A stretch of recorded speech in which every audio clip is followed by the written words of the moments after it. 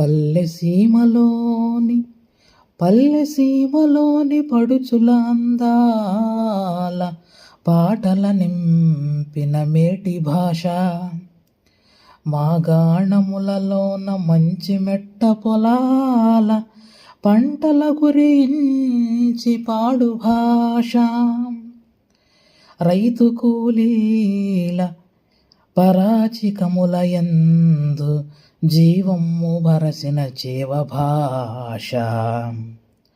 పడవ సరంగుల బాటల వెంబడి